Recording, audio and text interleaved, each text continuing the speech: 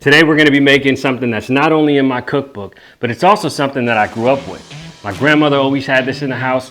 It was always in the kitchen. It was always on the kitchen table. It was always ready for us to snack on. So today we're going to make that. Quesadilla Salvadorena. Cheers.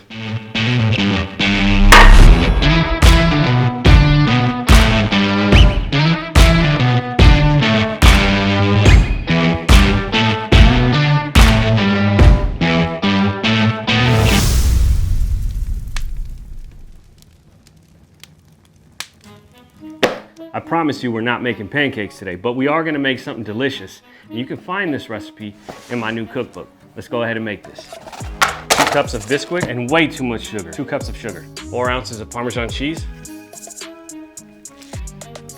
1 cup sour cream. 1.5 cups of whole milk.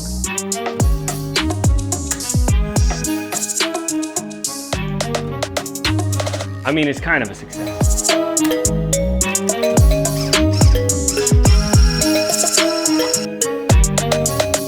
Sesame seeds over the top. You can put this in the oven at 350 degrees for about 30 to 40 minutes. At the 30-minute mark, you just want to take a toothpick, run it down the middle. If it comes out wet, put it back in the oven for a few minutes. If it comes out dry, it's ready to go. 350 degrees for 30 minutes.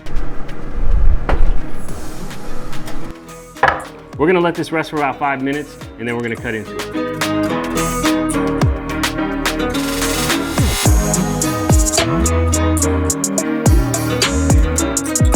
We're at the best part of the video. We finally get to eat. Let me tell you about this. This is kind of like a soft, moist, cheesy pound cake, if you will, with some sesame seeds on the top. It's like a fluffy, moist, cheesy pancake. And it's sweet too.